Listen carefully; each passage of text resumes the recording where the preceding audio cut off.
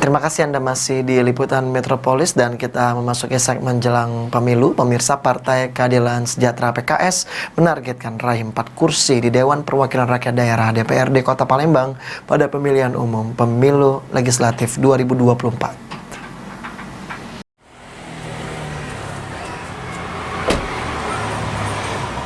Partai Keadilan Sejahtera PKS menargetkan raih 8 kursi di Dewan Perwakilan Rakyat Daerah DPRD Kota Palembang pada pemilihan umum pemilu 2024 mendatang.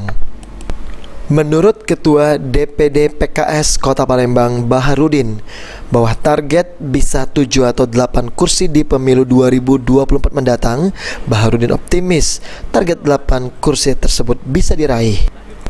Saat ini Dewan Pimpinan Daerah DPD PKS Palembang sedang membedah para bakal calon legislatif. Dirinya mengaku masih akan dilihat siapa saja yang bisa berpotensi untuk memperoleh kursi di semua daerah pemilihan Dapil Kota Palembang. Sementara untuk terkait Partai Keadilan Sejahtera PKS sudah kompak mendukung Anies Rashid Baswedan sebagai bakal calon presiden. Menanggapi hal tersebut, Baharudin, Ketua Fraksi PKS di DPD Kota Palembang, mengatakan pengurus daerah akan bergerak yang tentunya sesuai dengan komando dari DPP.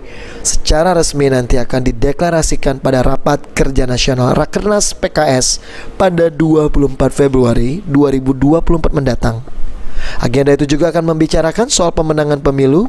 Deklarasi baru 24 Februari ini akan diumumkan di depan seluruh pengurus dan kader se-Indonesia, sekaligus konsolidasi pemenangan pemilu dan pilpres. Target sesuai dengan pusat 15% ya.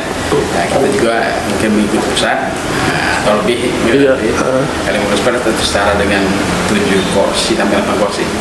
7 sampai 8 kursi. Ya, insya Allah itu kita perjuangkan dan alhamdulillah kita terus konsolidasi ke struktur ya, karena itu menjadi penting konsolidasi itu.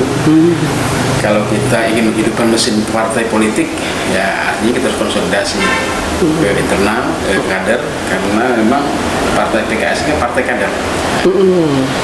Maka kekuatannya di kader, mesin politiknya adalah kader. Yang beda dengan partai massa ya, massa tokoh-tokoh. Oh iya, tokoh-tokoh. Kader. Kader Pak ya. Okay. Semakin banyak kader maka semakin kuat mesin politik itu. Nah, semoga dengan konsolidasi internal kader itu akan mewujudkan target kita. Aji Delia, PAL TV.